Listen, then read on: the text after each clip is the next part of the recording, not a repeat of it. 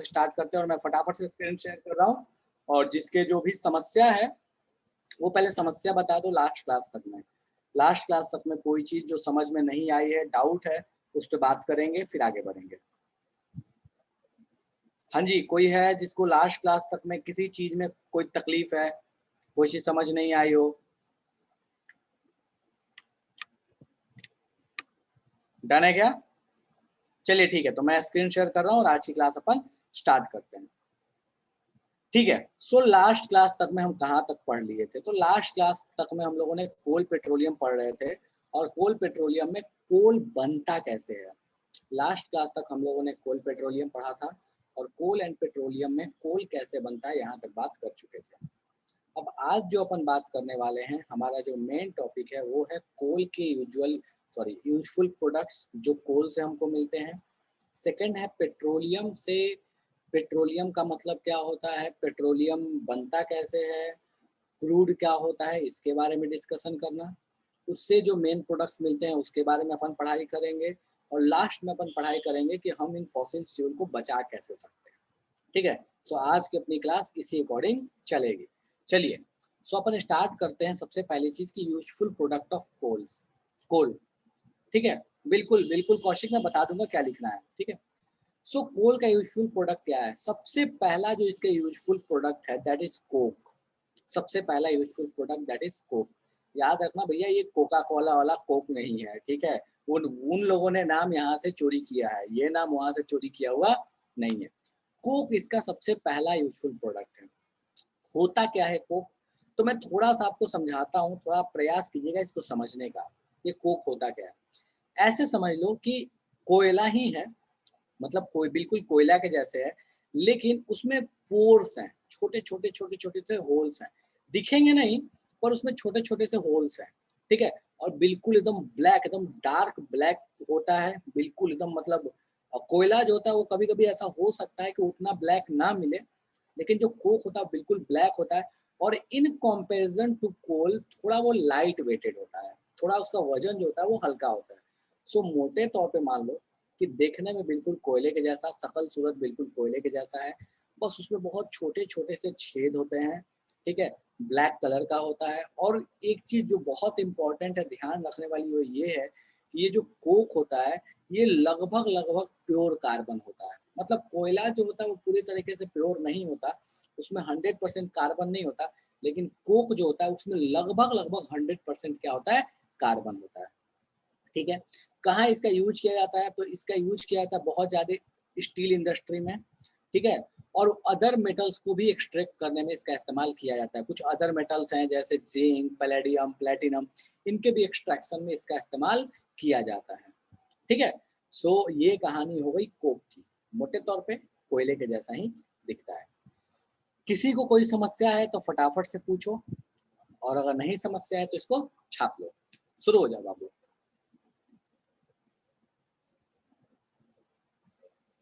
बोलो नयन, अनम्यूट करने का परमिशन दे दे रहा हूँ बाबू, बोलो। सर कोक सर एक और बार बता दीजिए सर, कोक नेट एक और बार थोड़ा बता खराब दो। हो। ठीक है, कोई दिक्कत नहीं है। कोक क्या होता है बाबू? कोक बिल्कुल कोयले के जैसा ही चीज है जो कोयला से बनता है। बस देखने में थोड़ा फर्क ये होगा कि उसमें छोटे छोटे से पोर्स होंगे। पोर्स का मतलब छेद होगा छोटा छोटा सा।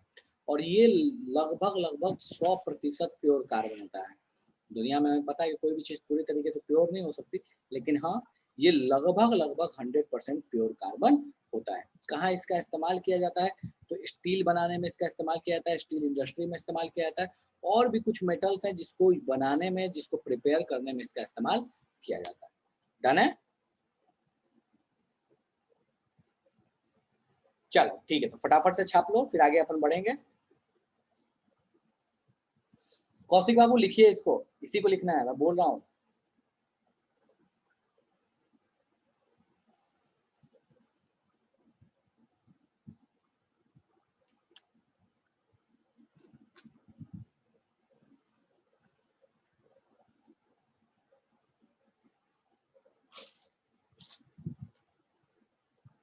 ठीक है, कोई ऐसा जिसका बचा हुआ है? ये फर्स्ट पेज है, बिल्कुल पायल बेटा, फर्स्ट पेज है ये। यस सर, रुक जाइए। ठीक है, लिखो, कोई जल्दी नहीं। सर 2 मिनट के लिए रुकिएगा। जाइएगा।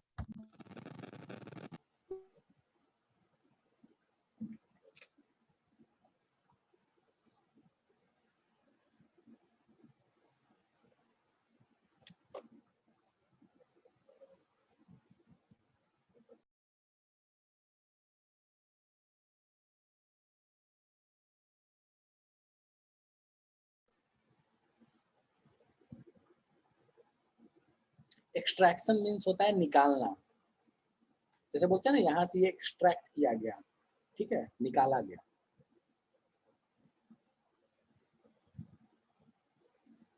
गुड इवनिंग सिद्धि, गुड इवनिंग बेटा, गुड इवनिंग।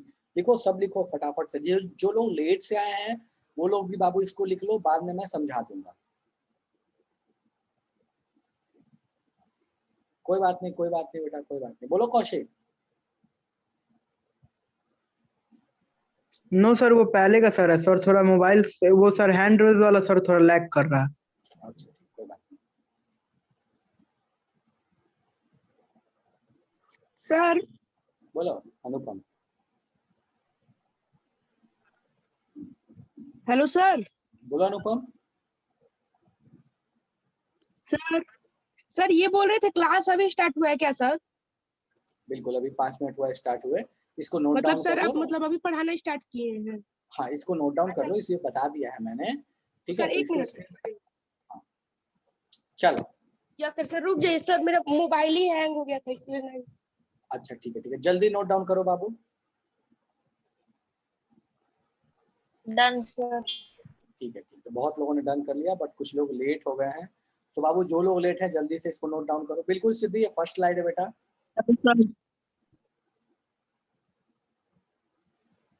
जल्दी जल्दी नोट डाउन करो। सर इसका पीडीएफ लिंक पे आ जाएगा क्या?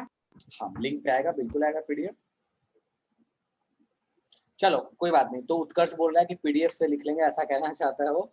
तो जिसका छूट जाए वो थोड़ा सा। नो सर लिख लिए हैं, ऐसे अच्छा, पूछ रहे हैं कि आगे कहीं छूट जाए तो। कैसे छूट जाएगा यार, मैं इतना देर टाइम दे रहा हूँ, ठीक है। सर थोड़ा रुक जाइएगा, सर लिख रहे हैं। अच्छा ठीक है, मैं रुका हूँ, लिखो।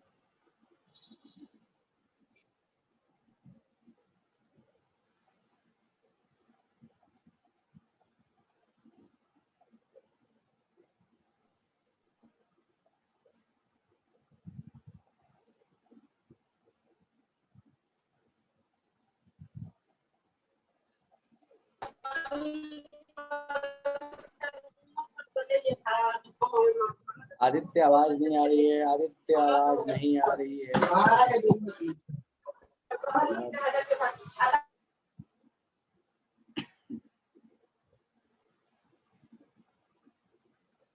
लिख लिया क्या सबने? Yes sir. सर हम थोड़ा अभी सर एक ज्वाइन मिनट किए हैं, सर, रुक इसलिए सर जाइए। थोड़ा रुक जाइए। लिखो लिखो, कोई दिक्कत नहीं, लिखो।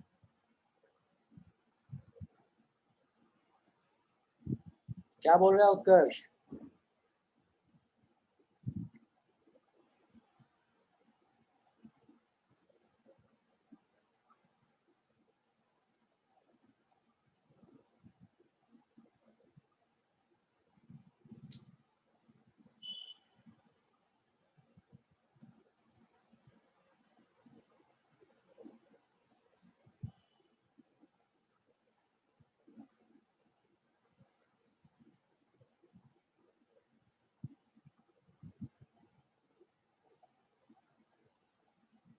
चलो ठीक है। सो कोक क्या है, चलो इसको एक और भी चीज मैं समझाता हूँ। कोक ठीक है, आते हैं।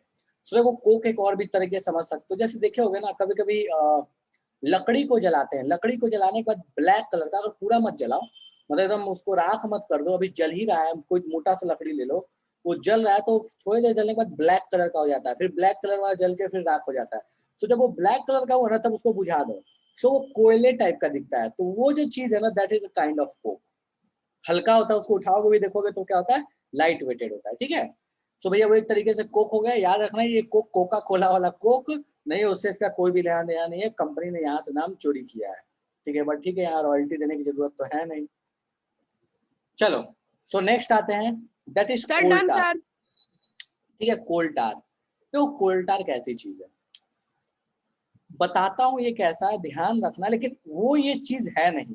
जैसे कोल टार किस तरह की चीज है, रोड जब बनता है तो रोड बनते हुए उसके ऊपर एक ब्लैक कलर का लिक्विड, थिक लिक्विड डाला जाता है, बिल्कुल उसी तरह की चीज होती है कोल टार, लेकिन वो कोल टार होता नहीं है। जो थिक लिक्विड डालते हैं वो कोल टार नहीं होता है, लेकिन उसी तरह का ये एक लिक्विड है जो कि कोल से ही बनाया जाता है। कोल को केमिकली प्रोसीड किया जाता है, इंडस्ट्री में प्रोसेस किया जाता है, तब जाके ये कोल टार बनाया जाता है। ठीक है, सो चलो इसके बारे में देखते हैं। भैया ये ब्लैक एंड थिक लिक्विड होता है, बहुत गंदा सा स्मेल होता है, एकदम बिल्कुल अनप्लीजेंट सा स्मेल होता है, और इसमें बहुत तरह के सब्सटेंसेस, लगभग 200 तरह के सब्सटेंसेस का मिक्सचर है। मतलब ऐसा नहीं है कि कोई एक कंपाउंड है ना, इसमें बहुत तरह की चीजें इसमें मिक्स होती है, बहुत तरह का मटेरियल जो है उसमें मिलता है।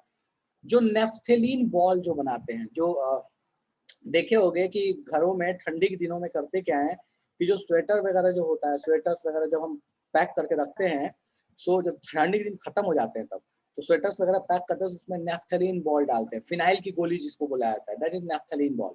सो नेफ्थलीन बॉल जो डालते हैं वो भी बनाया जाता है बाय यूजिंग कोल टार। कोल टार का ही इस्तेमाल किया जाता है नेफ्थलीन बॉल बनाने के लिए। उसके अलावा बहुत से अदर चीजें हैं जिसको बनाने के लिए इस कोल टार का इस्तेमाल किया जाता है। सिंथेटिक डाइज, सिंथेटिक डाइज बनाने के लिए क्या होता है सिंथेटिक डाइज? सिंथेटिक डाइज का मतलब हुआ सिंथेटिक कलर्स। जैसे मार्कर जो होता है, मार्कर जो ब्लैक कलर का लिख रहा है, ब्लू कलर का लिख रहा है, उसमें भी जो कुछ कुछ कंपोनेंट्स हैं वो कोल टार का यूज करके बनाया जाता है। बहुत सारे ड्रग्स कोल टार से बनते हैं, एक्सप्लोसिव बॉम्ब्स जो होते हैं उसमें भी कुछ कुछ जो कंपोनेंट है वो कोल टार का यूज किया जाता है। परफ्यूम्स बनाने में इसका इस्तेमाल किया जाता है। प्लास्टिक्स, याद करो मैं बोलता था फॉसिल फ्यूल का इस्तेमाल किया जाता है अपने लिए, अपने प्लास्टिक्स वगैरह बनाने में। नाइलन तक में मैंने बोला था, याद करो, कोल, वाटर, एयर, तो देखो ये कोल का एक यूज आ गया यहाँ पे। ठीक है, दिख रहा है कि कोल टार से प्लास्टिक बन सकता है, तो इसी तरह की चीज से क्या बन सकता है, नाइलन भी बनाया जा सकता है। एग्जैक्टली ये नहीं है। पेंट्स बनाने में इस्तेमाल किया जाता है। फोटोग्राफिक मटेरियल्स जो होते हैं, आप समझो फोटोग्राफिक मटेरियल क्या है। पहले टाइम में ना, अभी नहीं, जब ब्लैक एंड व्हाइट फोटोग्राफी होती थी तो उस समय क्या होता था कि ये चलता था, निगेटिव चलते थे, जिसको निगेटिव बोला जाता था। ठीक है, सो निगेटिव बनाने के लिए फोटोग्राफिक मटेरियल, निगेटिव जो होता है उसको बोलते हैं फोटोग्राफिक मटेरियल, तो वो बनाने के लिए इस्तेमाल किया जाता है। छतों पे, मतलब छत पे जैसे लेयर्स लगाने के लिए, घर जब बनता है तो उसमें लेयर्स लगाने के लिए भी इसमें से कुछ चीजें निकाली जाती हैं और उसका इस्तेमाल किया जाता है। सो हमको इतना नहीं याद रखना, हमको बस देखो क्या याद रखना है, ये ध्यान रखना है। ठीक है, तो पहले तो ब्लैक एंड थिक लिक्विड है, दूसरा है कि अनप्लेजेंट स्मेल है, और बहुत तरह का, 200 ये मत याद रखो, इतना याद रखो कि बहुत तरह के सब्सटेंसेस का मिक्सचर है। और एक चीज नेफ्थलीन बॉल बनाने के लिए यूज किया जाता है, और उसके अलावा मेडिकल इंडस्ट्री और पेंट इंडस्ट्री, दो मेन है, ड्रग्स और पेंट, ये मेडिकल इंडस्ट्री और पेंट इंडस्ट्री में इसका इस्तेमाल किया जाता है। अगर आप इतना भी याद रख रहे हो तो that is more than enough है। ठीक है, तो ये कहानी आपके पास है कोल टार की। फटाफट से छापो। बिल्कुल मैंने बता दिया ये कैसे दिखता है, बिल्कुल जो रोड बनाते वक्त जो ब्लैक कलर के लिक्विड डालते हैं वैसा दिखता है, पर याद रखना कि वो लिक्विड कोल टार होता नहीं है, ये दिखता उसके जैसा है पर एक्चुअल में ये होता वो नहीं है। डन है, फटाफट छापो, जिसको समस्या है वो पूछो। बोलो उत्कर्ष, क्या समस्या है?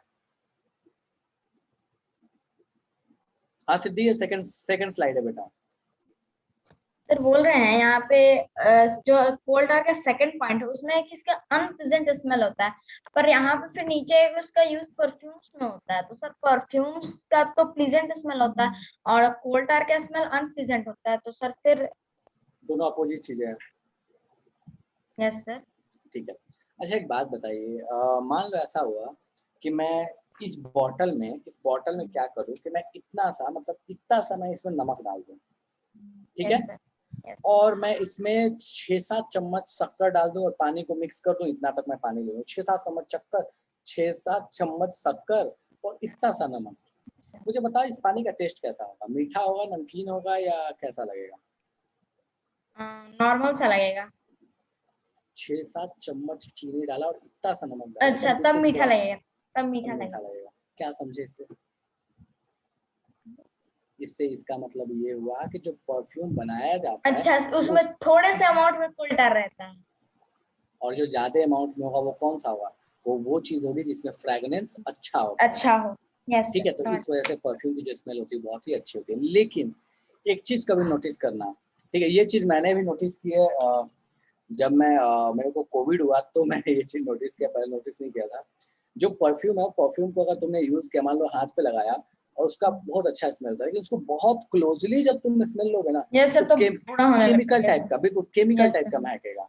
तो सेम रीजन है कि भैया उसमें कुछ चीजें ऐसी यूज की जाती है जिसका स्मेल जो होता है वो अनप्लीजेंट होता है, बट फ्रेग्रेंस उसकी अच्छी होती है, इसलिए हम उसका इस्तेमाल कर लेते हैं। ठीक है, Yes, sir. ओके। अगर कोल टार की स्मेल अनप्लीजेंट है तो ये परफ्यूम बनाने में कैसे यूज होता है? सत्यम, सत्यम ये क्वेश्चन क्लियर हो गया? ठीक है, छापो फटाफट से। हेलो। हाँ जी बताइए अमृत हेलो बाबू। सर, आवाज आ रहा है? हाँ बिल्कुल आ रहा है। हेलो अरे सर, आ बोल रहा है रहे मेरे। थे कॉल था वो कॉल तार वाला है ना जो सर। हाँ, सर ऊपर वाला लाइन साउंड लैग हो रहा था, एक बार और समझा दीजिएगा। ऊपर वाला लाइन में यूं बोल रहा हूँ कि ये ब्लैक एंड थिक लिक्विड होता है, काला और एकदम मोटा सा लिक्विड होता है। तो मतलब ऐसे समझ लो कि जो बताया ना रोड बनाने में जो लिक्विड यूज करते हैं, बिल्कुल उस टाइप का लिक्विड होता है। ठीक है, और दूसरा है कि अनप्लीजेंट स्मेल होता है, अच्छा सा नहीं, बहुत गंदा सा स्मेल करता है ये। ठीक है, थर्ड है कि बहुत तरह के इसमें सब्सटेंस पाए जाते हैं। कोल टार में बहुत 200 या 200 से अधिक तरह के सब्सटेंस उसमें प्रेजेंट रहते हैं। ठीक है, ओके चलिए। हाँ सर यूज ही क्यों करते हैं? फिर से बोलो, कौन बोल रहा है? सर परफ्यूम में यूज ही क्यों करते हैं? जब परफ्यूम में यूज ही क्यों करते हैं? देखो परफ्यूम वैसे में हम लोग पानी में नमक ही क्यों यूज करेंगे जब मीठा ही पानी बनाना है तो? अच्छा देखो, एक्चुअल में क्या होता है ना कि हम जितना सिंपल चीजों को समझते हैं ना उतना सिंपल होता नहीं है। ठीक है, देखो कोल टार जो है इसके पास एक खास प्रॉपर्टी ये है कि ये चीजों को सॉल्यूबल अपने अंदर में जो फ्रेग्रेंस वाली चीजें उनको सॉल्यूबल बनाने में बहुत कैपेबल है। ठीक है, अच्छा एक चीज समझो, जैसे मान लो कपड़े पे पेंट का दाग लग जाता है तो हम पानी से नहीं धोते, हम किससे धोते हैं? पेट्रोल से, डीजल से, हम या केरोसिन से हम बोलते हैं उसको धोया करो, वो छूट जाएगा, लेकिन पानी से नहीं छूटेगा। तो जिन चीजों में बहुत अच्छा फ्रेग्रेंस होता है, जो केमिकल हम फ्रेग्रेंस के लिए डालते हैं, वो ना पानी में डाल के हम बनाएंगे सॉल्यूबल तो सॉल्यूबल नहीं बनेगा, उसमें घुलेगा ही नहीं। लेकिन कोल टार से एक्सट्रैक्ट किया हुआ कुछ केमिकल है जिसमें अगर हम उसको घुलाने जाएंगे तो बड़े आसानी से घुल जाता है। इस वजह से कोल टार से एक्सट्रैक्ट किए हुए केमिकल का हमको इस्तेमाल करना पड़ता है ताकि उस फ्रेग्रेंस वाली चीज की सॉल्युबिलिटी मिल पाए। डन है? Yes sir. सर ये वाला पार्ट फिर से समझा दीजिए कौन सा वाला पार्ट? सर, जो अभी आप समझा रहे थे सर। देखो जैसे मान लो कि एक बात बताओ, जैसे मान लो कि मुझे ऐसा करना है, मान लो फॉर अ टाइम बिंग, ऐसा होता नहीं है, पर मान लो कि मैंने क्या किया कि गुलाब से मैंने गुलाब का स्मेल निकाला, उसकी लिक्विड निकाली। ठीक है, अब उसका लिक्विड मैंने निकाला है तो उसको मैं किसी चीज में मिक्स करूंगा और एज अ परफ्यूम बनाने के लिए, हालांकि नेचुरल नहीं होता जो परफ्यूम में स्मेल होता है, वो आर्टिफिशियल होता है, वो केमिकल होता है। सो अगर मैं उसको मान लो पानी में घुलाने जाऊँ तो पानी में नहीं घुलेगा, पानी में नहीं घुलेगा तो भैया हमारे पास परफ्यूम रेडी नहीं होगा। ठीक है, लेकिन अगर मैं उसी चीज को मैं कोल्टार से एक्सट्रैक्टेड कुछ केमिकल्स होते हैं उसमें घुलाऊंगा तो घुल जाएगा, तो हम उसमें घुला लेते हैं, फिर उसको पैक कर देते हैं, जो कि एज अ परफ्यूम काम करता है। ठीक है, लेकिन अगर उसको हम पानी में घुलाते तो नहीं घुलता, नहीं घुलता तो फिर हम उसको कैसे यूज कर पाते? ठीक है, हम उसको डायरेक्टली तो यूज कर नहीं सकते थे, ये समस्या हो गई। ठीक है, ओके सर, ओके सर। अलकतरा कहते हैं सिद्धि, इसको अलकतरा नहीं कहते, अलकतरा कहते हैं बिटुमेन को, जो ब्लैक सर वाला जो जो सारे मटेरियल के एग्जांपल दिए हुए हैं, वो सारे लिख लें सर। ये, हाँ ये सारे लिख लो, लिख सारे लो, बट मैंने बता दिया कि एग्जाम में आपको क्या एटलीस्ट क्या ध्यान रखना है, मेडिकल इंडस्ट्री, पेंट इंडस्ट्री, ये दो इंपॉर्टेंट है। ठीक है, अलकतरा बिटुमेन को कहते हैं सिद्धि, ये दिखता अलकतरा जैसा है, होता नहीं है अलकतरा।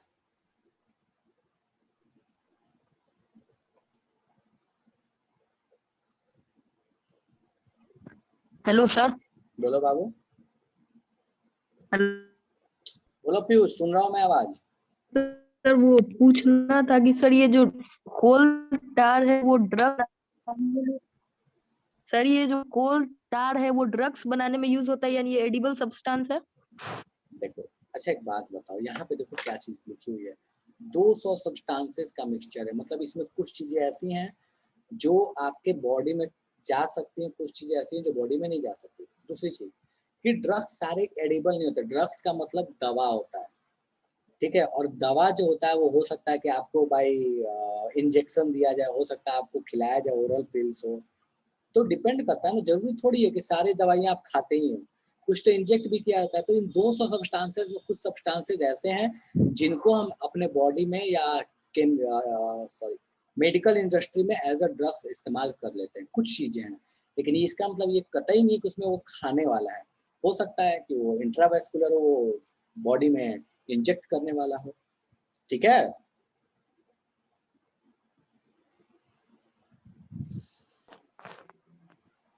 ठीक है। Yes sir. रूफिंग मटेरियल का sir. मतलब, हाँ, रूफिंग मटेरियल का मतलब होता है छत पे लेयर बनाने के लिए इस्तेमाल किया जाता है। ठीक है, उज्जवल, जैसे होता है ना, ये देखे हो ना आजकल ये चलता है, जैसे क्या कराते हैं उसको यार, जैसे घर बनाते हैं तो घर के अंदर में प्लास्टर ऑफ पेरिस का लेयर लगवाते हैं, पुट्टी POP क्या? लगवाते हैं, पुट्टी करवाते हैं, उसी तरह की चीज है। बहुत जगह कोल टार का यूज किया जाता है ताकि सीलन ना हो।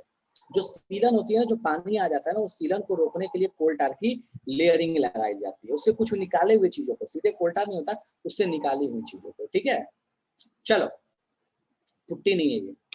सो नेक्स्ट आते हैं अपन, दैट इज कोल गैस। देखो कोल गैस क्या चीज है, थर्ड प्रोडक्ट है, सर बहुत कम यूज की हुई, बहुत यूज। बोलो बोलो अनुपम।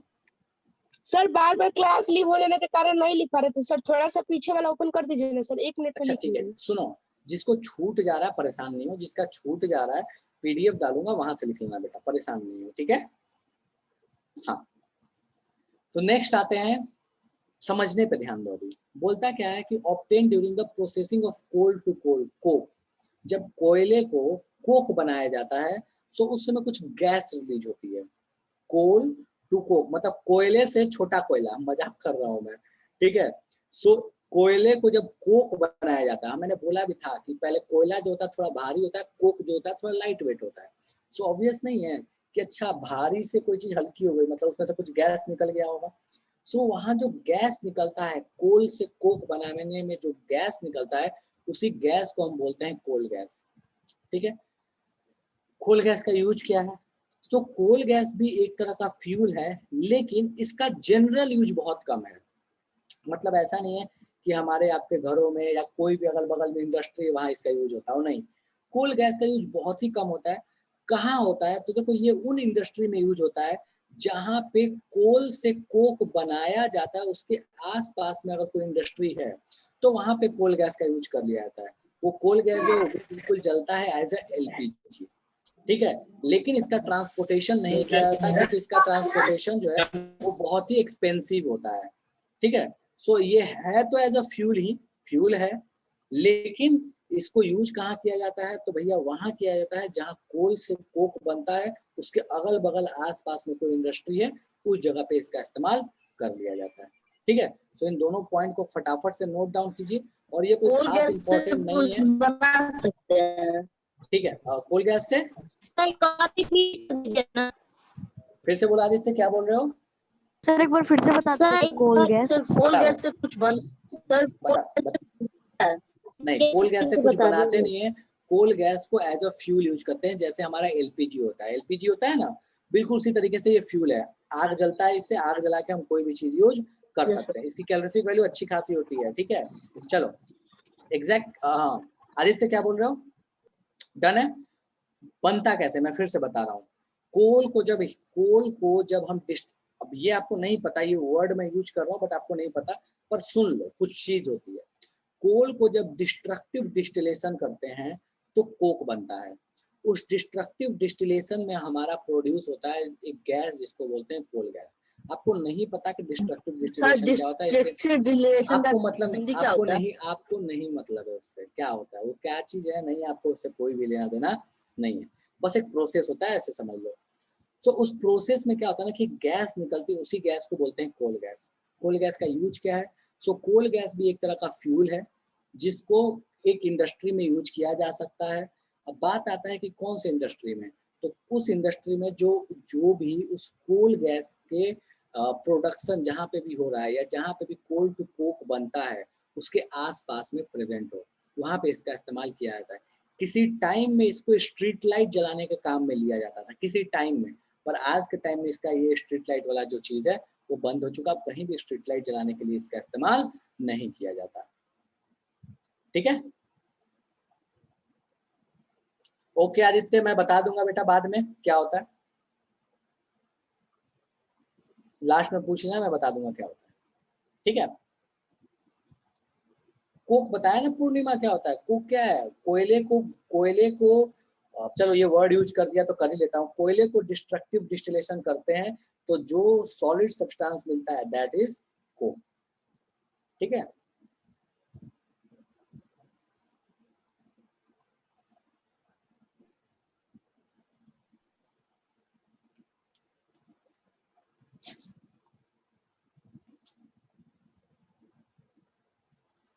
अगर आज ये चैप्टर खत्म हो जाएगा तो नेक्स्ट क्लास में अपन काहूत करेंगे, लेकिन अगर ये आज चैप्टर खत्म हो गया तो। कैलोरीफिक वैल्यू क्या होता है? कैलोरीफिक वैल्यू का मतलब होता है अभी कि मैं कोई भी फ्यूल ले लूं, उसका 1 kg ले लूं, 1 kg जितना भी एनर्जी लिबरेट करता है, जितना एनर्जी देता है उसको बर्न करने पे, that is known as calorific value, ठीक है। और सबसे अच्छा कैलोरीफिक वैल्यू हम आइडियली मानते हैं कि हाइड्रोजन का होता है। आदित्य भाई तेरी आवाज एकदम म्यूजिकल हो क्या रही है, आदित्य मैसेज कर दो, ठीक है।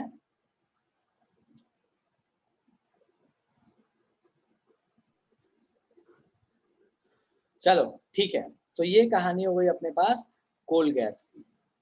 नेक्स्ट अपन आते हैं कि भैया टाइप्स ऑफ कोल पे, कि कितने तरह के कोल्स यूजुअली मिलते हैं। देखो हमारे पास लगभग 4, अब इनके भी कुछ सब सेक्शन है, बट हाँ हमारे पास, ठीक है, हमारे पास 4 तरह के कोल्स प्रेजेंट हैं। कौन कौन सा? एंथ्रासाइट, बिटुमिनस, लिग्नाइट एंड पीट। क्वालिटी ऐसे ही डिग्रेड होती है, तो आप इसी सीक्वेंस में लिखिएगा, सबसे ऊपर एंथ्रासाइट, फिर बिटुमिनस, फिर लिग्नाइट, फिर पीट। सबसे अच्छा कोल जो होता है वो एंथ्रासाइट होता है, फिर बिटुमिनस, फिर लिग्नाइट, फिर पीट। सर इसको इसको भी नोट फटाफट, करना है क्या? हाँ इसको भी नोट करो। टाइप्स में कितने टाइप्स के ओके कोल होते हैं और इन चारों का नाम। डायग्राम नहीं बनाना भाई, चारों का ओके नाम सर, बस लिखना है। Anthracite, okay sir. Bituminous, lignite, पीट, ठीक है। नोट डाउन कर लीजिए बेटा इसको।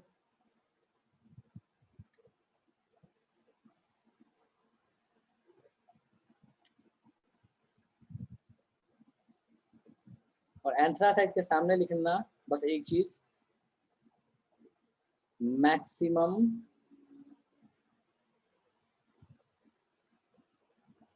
परसेंटेज ऑफ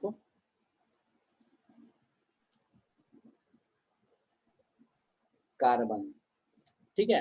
एंथ्रासाइट के सामने लिख लीजिएगा, 4 लाइन में लिखिएगा जब, तो एंथ्रासाइट के सामने लिखिएगा maximum percentage of carbon.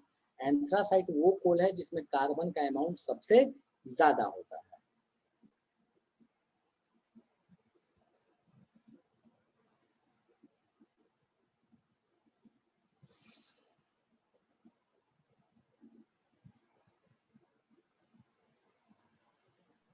Sir क्या काहूत नहीं होगा क्या अगले क्लास में?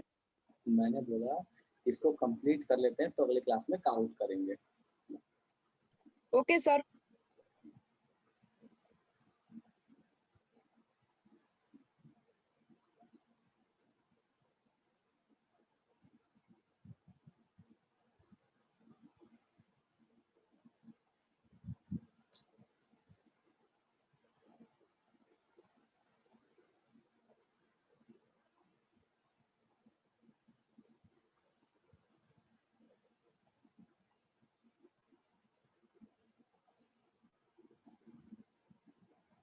सर ये आप लिखे मैक्सिमम परसेंटेज ऑफ कार्बन। हाँ मैक्सिमम परसेंटेज ऑफ कार्बन, ठीक है। हाँ एंथ्रासाइट के सामने लिख लीजिए। चलो सो ये कहानी हो गई टाइप्स ऑफ कोल्स की, कितने तरह के कोल्स मिलते हैं। अब अपन आते हैं नेक्स्ट टॉपिक की तरफ, दैट इज पेट्रोलियम। चलो सो पहले पेट्रोलियम की कहानी समझ लेते हैं। पहले राम कथा सुना देता हूँ, फिर इसको आराम से लिखना। देखो कोल कैसे बना था। कोल बनने का तरीका ये था कि जो भी अपने पास वेजिटेशन था, जो भी एनिमल्स थे, प्लांट्स थे, जो भी था, वो कुछ नेचुरल कैलेमिटी हुआ और जमीन के अंदर चले गए। उसके ऊपर मिट्टी का लेयर बनते गया, अंदर में हाई प्रेशर और टेम्परेचर होते गया, वो जो चीजें थी वो कन्वर्ट हो गई कोल में। ये सेम प्रोसेस समझो, ये सेम प्रोसेस अगर समंदर के अंदर हो, सेम प्रोसेस अगर समंदर के अंदर हुआ, सी के अंदर हुआ, ओशन के अंदर हुआ, तो हम बोलते हैं कि वहां पे बन जाएगा पेट्रोलियम प्रोडक्ट। वहां बन जाएगा petroleum product, that is crude oil या पेट्रोलियम। ठीक है, तो जरा इस चीज को डिटेल्स में हम समझते हैं। सो सबसे पहला पेट्रोलियम, ये वर्ड क्या चीज है? सो पेट्रोलियम वर्ड आता है दो चीजों से, that is petra and oleum. इन दोनों के मिलने से बना है पेट्रोलियम। पेट्रा ओलियम का मतलब क्या होता है? पेट्रा का मतलब होता है रॉक और ओलियम का मतलब होता है ऑयल। सो बोलते क्या है कि पेट्रोलियम वो चीज है जो रॉक से, रॉक के मतलब ऐसे समझ लेना कि पत्थर के अंदर जो तेल है, वो जो तेल कहलाएगा उसको बोलेंगे पेट्रोलियम। पत्थर के अंदर जो तेल मिलेगा उस तेल को हमने बोला कि दैट इज अ पेट्रोलियम। ठीक है, सो कहता क्या है कि word petroleum is derived from Petra, Petra that is rock and oleum that is oil, as it is mined from between the rocks under the earth। मतलब पत्थर के अंदर से जो तेल निकलेगा वो कहलाएगा पेट्रोलियम। ठीक है, अब इस पेट्रोलियम क्या चीज है भैया? तो ये क्या है? तो petrol and diesel are obtained from, ओ भाई ये क्या हो गया, कुछ मिसिंग है यहाँ पे, चलो ठीक है, चलो इसको मैं कंप्लीट कर दे रहा हूँ यहाँ पे। ठीक है, सो पेट्रोल और डीजल जो है ये अपने को मिलते हैं पेट्रोलियम से। ठीक है,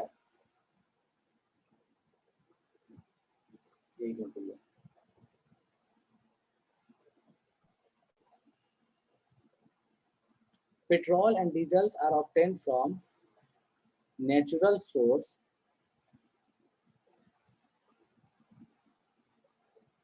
दैट इज पेट्रोलियम। ठीक है, अब एक चीज समझो, पेट्रोल ये अलग वर्ड है और पेट्रोलियम ये अलग वर्ड है।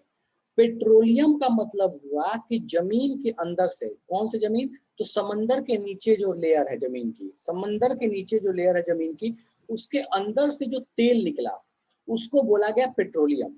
ठीक है, और उस पेट्रोलियम से क्या होता है, बाद में हम कुछ प्रोसेस करते हैं, कुछ केमिकल प्रोसेस करते हैं, तो हमको मिलता है पेट्रोल, डीजल और भी बहुत सारी चीजें। सो पेट्रोलियम जो है वो एक्चुअल चीज है जो हमें समंदर के अंदर में जो जमीन है, समंदर के अंदर में जो मिट्टी का लेयर है, जो पत्थर का लेयर है, उसके अंदर से जो तेल निकाला, दैट इज पेट्रोलियम। इस पेट्रोलियम का एक और भी नाम है और इसको हम एक और नाम से जानते हैं, that is known as crude oil. ठीक है, तो ये पेट्रोलियम का ही नाम है। पेट्रोलियम बोलो तो भी ठीक है, क्रूड ऑयल बोलो तो भी ठीक है।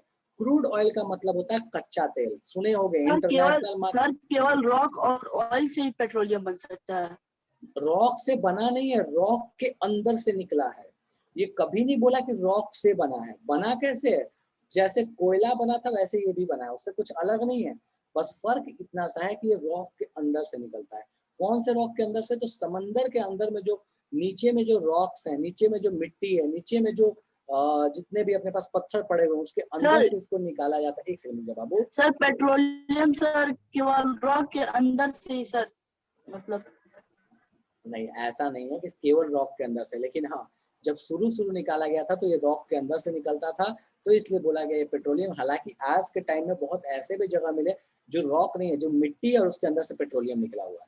ठीक है, लेकिन हाँ हम जब शुरू निकाले, जब इसका नाम दिया गया, जब ये पेट्रोलियम पहले पाया गया, तो उस समय ये समंदर के अंदर जो पत्थर थे उनमें जब छेद किया गया तो उसके अंदर से निकाला गया, तो इसका नाम रख दिया गया, दैट इज पेट्रोलियम। पेट्रोलियम का ही दूसरा नाम है, दैट इज क्रूड ऑयल। तो समझो, अब मैं फिर से बोल रहा हूँ, इस कहानी को ध्यान से सुनो। ठीक है, इस कहानी को ध्यान से सुनो। समंदर था, समंदर के अंदर बहुत सारी मछलियां थी, बहुत सारे जानवर थे। ठीक है, उन जानवरों के साथ क्या हुआ भैया, इधर ध्यान दो, इस वाले को मैं बड़ा कर रहा हूँ। ठीक है, तो समंदर के अंदर बहुत सारी मछलियां थी, बहुत सारे जानवर थे। हुआ क्या कि भैया वो धीरे धीरे क्या हो गया ना कि वो किसी वजह से, कोई नेचुरल कैलामिटी हुआ, कुछ हुआ, वो जाके ना नीचे डेथ होने के बाद वो जाके नीचे सेटल हो गए। नीचे सेटल होने के बाद उनके ऊपर भी क्या हो गया, पत्थर का, मिट्टी का लेयर आ गया, लेयर्स बन गए। और वो जो चीजें थी जो नीचे जाके सेटल हुई, जितने भी ये एनिमल, प्लांट्स जो नीचे जाके सेटल हुए समंदर के गहराई में, वो किस में कन्वर्ट हो गए, तेल में। तो वो उस तेल का नाम क्या रखा गया? उस तेल का नाम रखा गया पेट्रोलियम। जो तेल वहां मिला दैट इज पेट्रोलियम। पेट्रोलियम का ही दूसरा नाम है, दैट इज क्रूड ऑयल। अब पेट्रोलियम और क्रूड ऑयल तो समझ गए कि ये क्या है। पेट्रोलियम जब निकाला गया बाहर तो उसको हम डायरेक्ट यूज नहीं कर सकते, उसको क्या किया जाता है, प्रोसेसिंग किया जाता है। जैसे कोयले को प्रोसेसिंग करके कोल टार, कोल गैस बना, वैसे पेट्रोलियम को जब प्रोसेस किया गया तो बहुत तरह के प्रोडक्ट्स मिले। उन बहुत तरह के प्रोडक्ट्स में एक प्रोडक्ट है petrol, diesel, kerosene, gasoline, bitumen, ये बहुत सारे प्रोडक्ट्स मिले जिसका हम इस्तेमाल डेली लाइफ में करते हैं। सर ठीक है, पेट्रोलियम और क्रूड में कोई भी अंतर नहीं है। बिल्कुल, पेट्रोलियम को ही हम क्रूड ऑयल बोलते हैं। जो जमीन के अंदर से निकलता है तेल, जो कच्चा तेल है, उसी को हम क्या बोलते हैं? Crude oil. ठीक है, पेट्रोलियम भी बोलो, क्रूड ऑयल भी बोलो, दोनों में कोई फर्क नहीं है। डन है। सो ये अपने पास Okay, sir. कहानी, बिल्कुल, ये अपने पास कहानी हो गई पेट्रोलियम की, कि पेट्रोलियम बना कैसे, पेट्रोलियम वर्ड कैसे आया। ठीक है, और इससे प्रोसेसिंग किया जाता है तो हमें पेट्रोल और डीजल वगैरह मिलते हैं। अब इसकी आगे कहानी अपन पढ़ेंगे। फॉर्मेशन ऑफ पेट्रोलियम वाली चीज को मैं एक बार आपके लिए रीडिंग डाल देता हूँ, फिर आप इसको छापिएगा। चलो देखो, यहाँ ध्यान दो। सो बोलता क्या है कि सर फिगर पेट्रोलियम, भी ड्रॉ करेंगे। ये वाला फिगर नहीं बनाना, हाँ, ये वाला सर। फिगर बनाना, ये वाला फिगर बनाना बाबू। ठीक है, चलो। So petroleum was formed from the organism living in the sea. ये उनसे बना है जो भी जानवर समुद्र में रहा करते थे। नेक्स्ट है, एज दीज ऑर्गेनिज्म डाइड, जब वो मरे, their body settled at the bottom, उनके जो शरीर था वो बॉटम पे जाके सेटल हो गया of the sea, and got covered with the layer of sand and clay. Sand, clay, इनसे उनका लेयर, उनके ऊपर क्या हो गया? लेयर बन गया। ठीक है, ओवर मिलियंस ऑफ ईयर, बहुत सालों बाद, एयर के एब्सेंस में, हाई टेम्परेचर और हाई प्रेशर में, ये जो डेड ऑर्गेनिज्म थे ये किस में कन्वर्ट हो गए? पेट्रोलियम में और नेचुरल गैस में। अब ध्यान रखना कि पेट्रोलियम और नेचुरल गैस दोनों के बनने का तरीका बिल्कुल सेम होता है, दोनों में कोई भी फर्क नहीं है। बस फर्क इतना सा का, एक छोटा सा, कि पेट्रोलियम जो होता है वो लिक्विड होता है, ऑयल फॉर्म में होता है, और गैस जो होता है उस जस्ट पेट्रोलियम के ऊपर में होता है। पेट्रोलियम का जो लेयर है उस लेयर के जस्ट ऊपर में क्या होता है? वो नेचुरल गैस होता है। ठीक है, तो नेचुरल गैस भी बिल्कुल इसी तरीके से बना है जैसे पेट्रोलियम बना हुआ है। बस फर्क कितना है कि पेट्रोलियम है, पेट्रोलियम के ऊपर नेचुरल गैस है। ऐसे समझ लो कि कुकर में पानी बॉयल कर रहे हो, तो पानी है और पानी में ऊपर में वेपर है। रुक जाओ, सकते हैं। एक मिनट रुक जाओ बेटा। पानी है, पानी में ऊपर में वेपर है। तो ऐसे ही अपने पास समुद्र के अंदर में पेट्रोलियम है और पेट्रोलियम के ऊपर नेचुरल गैस है।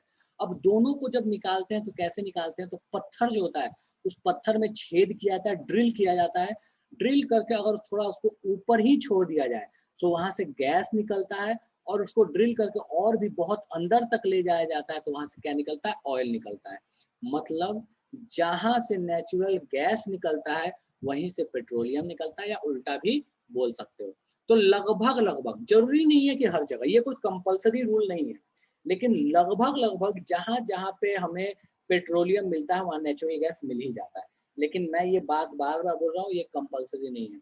कुछ जगह ऐसे भी हैं जहां सिर्फ नेचुरल गैस मिला, पेट्रोलियम नहीं मिला है, और कुछ जगह ऐसे भी हैं जहां सिर्फ पेट्रोलियम मिलता है, नेचुरल गैस नहीं मिलता। लेकिन सेकंड वाला केस बहुत कम है कि जहां सिर्फ पेट्रोलियम मिले, नेचुरल गैस ना मिले। तो इस चीज को ध्यान रखिएगा कि नेचुरल गैस का भी जो बनने का तरीका होता है, जिस तरीके से वो बनता है, वो क्या प्रोसेस है? सेम है। डेड एंड डीके प्लांट्स और एनिमल्स जो भी समुद्र में थे वो नीचे गए, उनके ऊपर क्या हुआ कि भैया सैंड का, क्ले का, मिट्टी का, रॉक का लेयर बनते गया। मिलियंस ऑफ ईयर बाद हाई प्रेशर और हाई टेम्परेचर से वो कन्वर्ट हो गया ऑयल में, तो बोला पेट्रोलियम, पेट्रोलियम या क्रूड ऑयल। और अगर वो थोड़े गैस में कन्वर्ट हो गए तो बोला गया दैट इज नेचुरल गैस। ठीक है, सो ये कहानी हो गई पेट्रोलियम और नेचुरल गैस के फॉर्मेशन की। फटाफट छापो इस वाले डायग्राम को बनाना, ये एनसीईआरटी में दिया है, स्पेस छोड़ दो, आराम से एनसीईआरटी देख के बना लेना। ठीक है, नेचुरल गैस अभी नहीं पढ़ाया बेटा, नेचुरल गैस पढ़ाऊंगा तो बात करेंगे। ठीक है, अभी पेट्रोलियम पढ़ रहे हैं, छापो इसको फटाफट से। सेकेंड वाला डायग्राम बनाना है, लेकिन एनसीईआरटी से देख के बना लीजिएगा, उसमें दिया हुआ है। पीडीएफ डालूंगा वहां से बना लेना, अभी डायग्राम बनाने में टाइम वेस्ट नहीं कीजिएगा।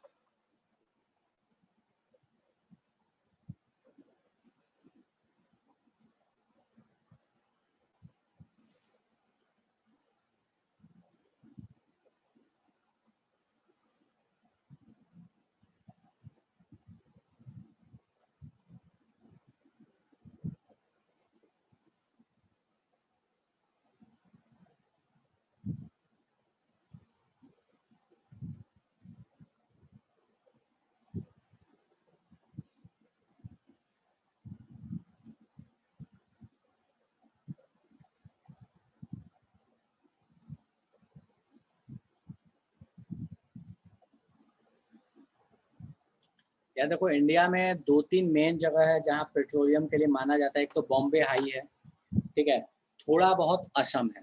तो ये 2 जगह है जहाँ पेट्रोलियम मानते हैं कि अपने को मिलता है। अभी कुछ दिनों पहले उत्तराखंड में भी कोई जगह है जहाँ पेट्रोलियम मिला है। अब वो कितना है वहाँ सेट कर रहे हैं नहीं कर रहे हैं, सेटअप बनेगा नहीं बनेगा, दैट इज डिफरेंट है।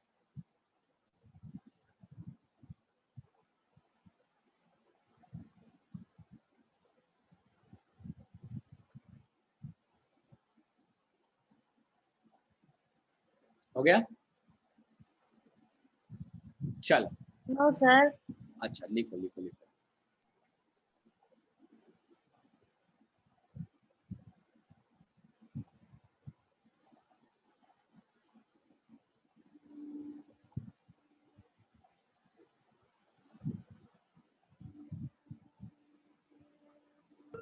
सर बोलो नया। सर वो जो वाटर होता है अंदर में, सर वो ओशियन का ना वाटर होता है? नहीं, ये ओशन का वाटर नहीं है, ये ग्राउंड मतलब अच्छा एक बात बताओ, जमीन के अंदर भी पानी होता है ना बाबू, यस सर। ये वो वाला पानी है, ठीक है। हम भी तो जब पी तब कह सकते हैं। नहीं, ये वो वाला पानी है, ठीक है।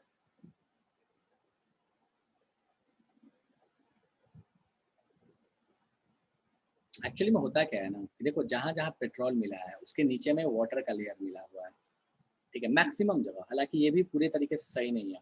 जैसे खाड़ी के जो देश है उधर चले जाओ तो उधर ये चीज सही नहीं है, ठीक है। चलो अच्छा अच्छा लिखो लिखो लिखो लिखो लिखो, कोई दिक्कत नहीं, लिखो, लिख के बताना।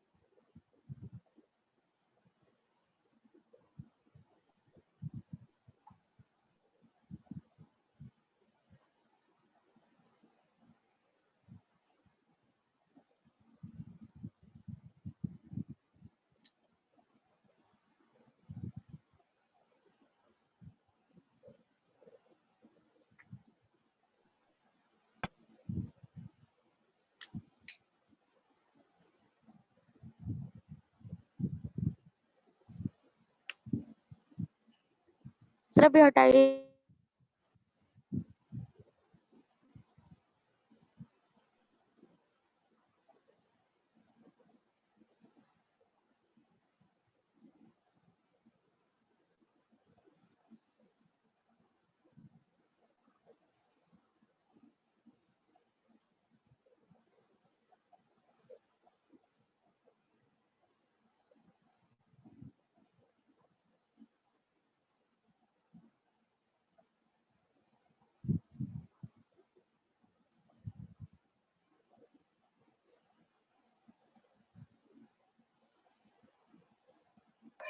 सर एक डाउट था, ये जो आपने रिजर्वायर बनाया ये क्या है? फिर बोलो। ये जो फिगर में है, यस सर, ऑयल के नीचे। हाँ वो ये वाली चीज, यस सर। ये देखो ये कुछ नहीं है, बात क्या है, मतलब ये बनाते वक्त एक्चुअल में ये क्या था ना, ये एक्चुअल बताओ तो ये देखो ये रॉक, ठीक है, इस रॉक के लिए वर्ड यूज कर दिया रिजर्वायर, हालांकि रिजर्वायर है नहीं, रिजर्वायर इसके लिए यूज करना चाहिए था ऑयल के लिए, कि ऑयल का जो जगह है that is known as reservoir. तो ये मतलब इसको ऐसे तौर पे समझ लो, ये पूरे स्ट्रक्चर के लिए, इस पूरे स्ट्रक्चर के लिए ये रिजर्वायर वर्ड यूज किया गया, ठीक है, कि भैया वहाँ पे ऑयल जो है वो स्टोर्ड है, डन है, वो रॉक। Okay sir. तो सर एक ये जो इम्परवियस रॉक, इम्परवियस रॉक, ये हाँ ये टाइप ऑफ रॉक होता है, ठीक है। अब ये रॉक, बोला आदित्य, म्यूट कर दीजिए। ये टाइप ऑफ रॉक है बेटा, बस इसको नोट डाउन कर लो राइट नाउ, ठीक है। इम्परवियस रॉक, भाई एक सेकंड म्यूजिकल हो गया। करो, जा। आवाज नहीं आ रही है, आराम से लिखो पहले। Done sir. कोई ऐसा जिसका अभी भी बचा हुआ है? सर थोड़ा सा रुकिए। Sir 30 seconds. अच्छा ठीक, करो।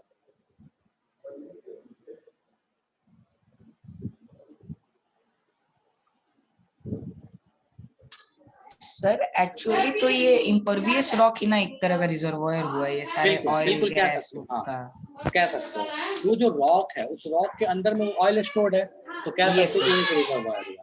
लेकिन Okay, हाँ, इम्परवियस रॉक नहीं हुआ, वो पूरा जगह जो होगा उसके अंदर का, दैट इज रिजर्वायर। ठीक है, Yes, पत्थर sir. रिजर्वायर कैसे होगा? ठीक है, उस जगह को बोलेंगे ना। Yes, sir. एक देखो, रिजर्वायर का मतलब क्या होता है? टैंक काइंड ऑफ, जहाँ पे वो चीज स्टोर होती है। Yes, sir. हाँ, इम्परवियस रॉक के अंदर स्टोर होती है, तो हम बोलते हैं that is a reservoir. Done sir. ठीक है, डन सर। ठीक है, ठीक है, कोई बात नहीं। चलो, तो ये अपने पास कहानी हो गई पेट्रोलियम का, कि भैया पेट्रोलियम क्या होता है। ठीक है, अब अपन आते हैं आगे कि भैया ये पेट्रोलियम जो है, इससे क्या क्या चीजें मिलती हैं। सो देखो, पेट्रोलियम की जब रिफाइनिंग की जाती है, सो ये बहुत तरह की चीजें मिलती हैं। That is gas. कौन सा गैस? एलपीजी। एलपीजी जिसे जानते हो, that is liquefied petroleum gas जो है, वो कहाँ से मिलता है भैया? तो भैया पेट्रोलियम को जब हम प्रोसेसिंग करते हैं, जब उसका हम यहाँ पे रिफाइनिंग करते हैं, तो हमें क्या मिलता है? एलपीजी मिलता है। एलपीजी जो होता है वो हालांकि कॉम्प्रेस्ड होता है, ठीक है, उसको लिक्विड बनाया जाता है, बट शुरू शुरू में वो कैसा होता है? गैसियस होता है। फुल फॉर्म लिखने की जरूरत नहीं है एलपीजी का। इसका मेन कंपोनेंट जो गैस है, दैट इज ब्यूटेन, तो मैं वो लिखवा दूंगा बाद में। ठीक है, नेक्स्ट पेट्रोल मिलता है, डीजल मिलता है, लुब्रिकेटिंग ऑयल्स मिलते हैं। लुब्रिकेटिंग ऑयल्स क्या होते हैं भैया? देखो ऐड आता है वीडॉल, ऐड आता है ना वीडॉल का, बहुत सारे इंजन ऑयल्स जो करके ऐड आते हैं, दैट आर लुब्रिकेटिंग ऑयल्स। ठीक है, उसके बाद पैराफिन, वैक्स, ये सारी चीजें हमको यहाँ से मिलती हैं। सर ठीक एक है, बार फिर से बता दीजिए सर, मेरा नेटवर्क थोड़ा इशू चल रहा था। वैसलीन जो बनता है वो भी एक तरीका का क्या है? वो भी एक पेट्रोलियम प्रोडक्ट है। ठीक है, सो बहुत तरह के हमें पेट्रोलियम प्रोडक्ट देखने को मिलते हैं जब हम पेट्रोलियम का सर रिफाइनिंग। एक बार फिर बता से रहा हूँ, बता दीजिए। फिर से बता रहा हूँ। ठीक है, पेट्रोलियम का जब रिफाइनिंग करते हैं तो बहुत तरीके के प्रोडक्ट्स मिलते हैं। जैसे गैस मिलता है, दैट जिसको हम बाद में एज अ एलपीजी यूज करते हैं। पेट्रोल मिलता है, डीजल मिलता है, लुब्रिकेटिंग ऑयल मिलता है, पैराफिन मिलता है, वैक्स मिलता है। ठीक है, हालांकि पैराफिन वैक्स दोनों अलग चीजें, दोनों सेम ही चीज, सेम मतलब ऐसे समझ लो कि एक सिंथेटिक वैक्स को हम बोलते हैं पैराफिन वैक्स। ठीक है, तो हमें बहुत तरह की चीजें हमें देखने को मिलती हैं पेट्रोलियम के रिफाइनिंग से। ठीक है, अब बात ये आती है कि भैया इसका रिफाइनिंग जो करते हैं, इस रिफाइनिंग को किया कहाँ जाता है, किस तरीके से करते हैं। ठीक है, सो इस रिफाइनिंग को किया जाता है that is in the refineries. ठीक है, पेट्रोलियम के जो रिफाइनरीज है वहां पे इन रिफाइनिंग्स को किया जाता है। एक रिफाइनरी के नाम पे आप ध्यान रख सकते हो, दैट इज बरौनी। बिहार में एक जगह है बरौनी, वहां पे इसकी रिफाइनिंग की जाती है। बोलते हैं ना रिफाइनरी है बरौनी में। ठीक है, सो वहां पे रिफाइनरी में क्या होता है कि पेट्रोल, कैसे की जाती है? हाँ बता रहा हूँ, रिफाइनरी में क्या होता है कि क्रूड ऑयल आता है या पेट्रोलियम आता है। पेट्रोलियम वहां आने के बाद वहां पे रिफाइनरी में एक सेटअप होता है, उस सेटअप में किया जाता है एक खास तरह का प्रोसेस जिसको बोलते हैं fractional distillation. Fractional distillation method का यूज किया जाता है, और तब जाके सारे के सारे जो इसके कंपोनेंट्स हैं वो अलग अलग किए जाते हैं, वो अलग अलग रिफाइंड हो जाते हैं। ठीक है, अब बात किया जाता है कि भैया ये फ्रैक्शन, देखो अब ये वही चीज लिखा हुआ है कि यहाँ सेपरेटिंग द वेरियस कंस्टिट्यूएंट्स और fraction of the petroleum is known as refining and it is carried out in the petroleum refinery. ठीक है, रिफाइनरी, अच्छा ये स्पेलिंग गड़बड़ है तो इसको थोड़ा सा सही कर लेना, रिफाइनरी यहाँ होगा।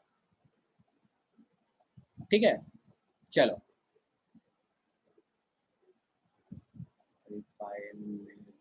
ठीक है, रिफाइनरी होगा, फाइन। सो पेट्रोलियम कहाँ से आया भैया? जहां से निकला, जहां से एक्सट्रैक्ट किया गया, वहां से रिफाइनरी में आया। रिफाइनरी में आने के बाद वहां पे फ्रैक्शनल डिस्टिलेशन किया गया। फ्रैक्शनल डिस्टिलेशन करके वहां पे इसके सारे कंपोनेंट को अलग अलग ब्रेक कर लिया गया, that is gas, petroleum, diesel, lubricating oil, और जितने भी इसके कंपोनेंट्स हैं, बिटुमेन, ये जितने भी कंपोनेंट्स हैं इनको अलग अलग कर लिया गया। ये प्रोसेस होता है पेट्रोलियम से सारे कंपोनेंट्स को निकालने का। अब बात ये आती है कि देखो एक मतलब जनरल नॉलेज की चीज है, आपके किसी खास काम की नहीं है, ठीक है। पेट्रोलियम को एक और भी नाम से जाना जाता है, या क्रूड ऑयल को, that is black gold. Petroleum को हम ब्लैक गोल्ड भी बोलते हैं, या क्रूड ऑयल को ब्लैक गोल्ड भी बोलते हैं। जब इसको रिफाइन किया जाता है तो देखो इसमें मेनली जो चीजें निकलती हैं वो कितनी कितनी क्या क्या होती है। सो यहाँ पे मेनली देखो मैं नीचे चल रहा हूँ, 32% लगभग डीजल होता है उसमें, 27% गैसोलीन या पेट्रोल होता है। देखो गैसोलीन और पेट्रोल में एक छोटा सा डिफरेंस है, गैसोलीन पेट्रोल दोनों एक ही तरह की चीज है, बस गैसोलीन जो होता है वो हाईली कॉन्सेंट्रेटेड होता है, मतलब ज्यादा बेटर क्वालिटी का होता है। सो उसको यूज किया जाता है प्लेन्स में, प्लेन्स के जो फ्यूल्स होते हैं दैट आर नोन एज गैसोलीन्स, ठीक है। और जो हम नॉर्मल यूज करते हैं दैट इज पेट्रोल, ठीक है। सो गैसोलीन होता है, 15% इसमें से क्या निकलता है, एलपीजी निकलता है, 10% अदर प्रोडक्ट्स लाइक बिटुमेन या पैराफिन्स, ये सारी चीजें जो होती है वो 10% होती है। 9% इसमें से निकलता है केरोसिन, 8% नेफ्थालीन। देखो अब ये नेफ्था क्या चीज है समझो, नेफ्था एक तरह का गैस है, ठीक है। अब वो अपने काम का नहीं है, अपने लिए कोई किसी काम का नहीं, तो अपन उस पर ज्यादा बात नहीं करेंगे। नेफ्था गैस का कहाँ यूज होता है? ठीक है, नेफ्था क्या होता है, मेनली ये अपने पास यूज किया जाता है जो ड्रग्स इंडस्ट्री, जो मेडिकल इंडस्ट्री है उसमें इस्तेमाल किया जाता है, ये अपने इस्तेमाल की चीज नहीं है।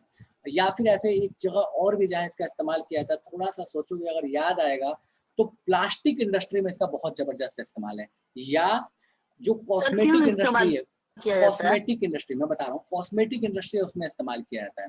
सो नेफ्था एक अलग ही तरह का प्रोडक्ट है, मतलब जैसे मैंने बताया ना वैसलीन, वैसलीन भी जो बनता है वो भी क्रूड ऑयल से ही निकला हुआ प्रोडक्ट है, ठीक है। सो 8% जो निकलता है उसमें लगभग वो नेफ्था होता है, एंड 7% जो होते हैं वो फ्यूल ऑयल्स होते हैं। सो ये एक मोटा मोटा डेटा है, ठीक है। चलो आदित्य आवाज नहीं आ रही बाबू, क्या बोला नेफ्था? अरे अपने को नहीं नेफ्था पे अपने को रिसर्च नहीं करना, परेशान नहीं हो, फिर से बोलो सर। नेफ्था क्यों यूज होता है? बस इतना मेरे को समझ में आ रहा है कि नेफ्था क्यों यूज होता है, ऐसा बोल रहे हो? Yes sir. अरे बाबू एक बात बता, तू गाड़ी में पेट्रोल क्यों यूज करता है? क्योंकि उसके लिए वो रेलिवेंट है। तो नेफ्था भी एक तरह का केमिकल है, उस केमिकल का यूज अपन करते हैं जहां पे उसकी जरूरत है, जिस अकॉर्डिंग उसकी जरूरत है, ठीक है। अब एक बात बताओ, अगर अपने को मान लो कि कोई कॉस्मेटिक बनाना है फॉर अ टाइम, कोई भी मान लो वैसलीन ही बनाना है, वैसलीन पेट्रोलियम से बनाओगे? नहीं बनेगा ना, उसके लिए किसी और तरह की चीज की जरूरत पड़ेगी, किसी और तरह का केमिकल का जरूरत पड़ेगा, ठीक है। तो ये अपने पास मोटे तरीके से ये एक डेटा है कि भैया हम जब पेट्रोलियम को जब हम रिफाइन करते हैं रिफाइनरी में, तो ये मोटे तौर पे ये चीजें मिलती है और इतनी इतनी परसेंट ये मिलती है, ठीक है। तो फटाफट से इसको नोट डाउन करो, फिर अपन आगे की कहानी डिस्कस करेंगे, सर ठीक है। डायग्राम भी बनाना है क्या? सर पेट्रोल का यूज हम बाइक पे करते हैं, तो सर नेफ्था का यूज किसमें? एक सेकंड पहले नोट डाउन करो, आदित्य नोट डाउन करो फटाफट से।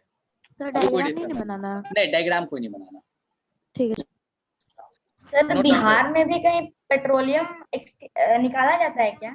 नहीं निकाला नहीं जाता, उसकी रिफाइनरी है बरौनी में, बिहार तो में कहीं पे। हाँ अच्छा, बरौनी मतलब बाहर रिफाइनरी, से आके बरौनी में रिफाइन होता है? हाँ बाहर से आता है, बरौनी में उसकी रिफाइनिंग की जाती है, मतलब फ्रैक्शनल डिस्टिलेशन किया जाता है बरौनी में। रांची में डीलर, मतलब वो रांची में भी सर है ना कुछ उसका? रांची में सर बोलता है से, मतलब मुझे ध्यान नहीं है ना, रांची का मुझे ध्यान नहीं है। करो फटाफट से। मतलब हमको सुने हैं सर। डन।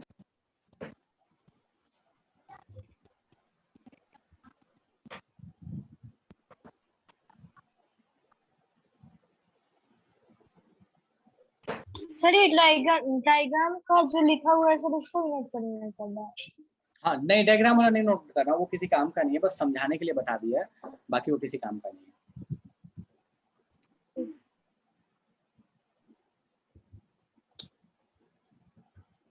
हेलो बोलो। यस सर, ये जो ब्लैक गोल्ड लिखा हुआ है ये क्या मतलब है इसका? देखो पेट्रोलियम जो होता है, पेट्रोलियम को ब्लैक गोल्ड नाम से भी जाना जाता है, लिक्विड गोल्ड भी बहुत जगह बोलते हैं, ठीक है। इसलिए बोलते हैं क्योंकि इस पेट्रोलियम की वजह से बहुत मतलब ऐसे समझ लो बहुत सारे जो देश है वो अमीर हो गए, बहुत सारे देश जो वो अमीर हैं उसका रीजन है पेट्रोलियम। जितने भी गल्फ कंट्रीज हैं, सऊदी जैसे सऊदी अरेबिया हो गया, ईरान, हाँ इराक, ये जितने भी हो गए, ये सारे के सारे क्या हैं, इनके पास बहुत सारा पेट्रोलियम है, बहुत सारा पेट्रोलियम होने की वजह से बहुत अमीर है, ठीक है। इस वजह से हम ये वर्ड यूज करते हैं कि भैया उनके पास ब्लैक गोल्ड है, ठीक है। Yes sir. करो फटाफट से। सर पेट्रोलियम मिट्टी से ही पाया जाता है। फिर से बोलो, पेट्रोलियम मिट्टी के अंदर से। सर मिट्टी- पेट्रोलियम मिट्टी के अंदर से ही ना पाया जाता है। मिट्टी के अंदर नहीं बोलो, मतलब पत्थर के अंदर बोलो, ज्यादा बेटर वर्ड है, ठीक है। सर डायग्राम बनाना है। नहीं डायग्राम कौन क्या चाहिए वाला डायग्राम, डेटा लिखना चाहो तो लिख सकते हो, मना नहीं है यार, लिख सकते हो, लिख लो। जिसका हो गया, जिन लोगों ने लिख लिया वो ब्लैक बोर्ड वाला में बस ये लिख लो कि भैया कितने कितने % कौन कौन सी चीजें मिलती हैं, ठीक है। कर लो फटाफट से। और यहाँ पे एक और भी चीज है, मतलब थोड़ा सा मैं अलग जा रहा हूँ, बट ध्यान रखना, जब जब फ्रैक्शनल डिस्टिलेशन किया जाता है, सो उसको किया जाता है एक फ्रैक्शनेटिंग कॉलम में, और इसी फॉर्म में, बिल्कुल इसी सीक्वेंस में ये सारे अलग अलग होते हैं, ठीक है। ये आपके किसी काम का नहीं है, बहुत जब बड़े हो गए बहुत बाद में ये सब पढ़ना है, बट ठीक है, बना हुआ है तो मैंने समझा सबसे ऊपर क्या लिखा है? 7%। 7% फ्यूल ऑयल, ठीक है। करो नोट फटाफट से।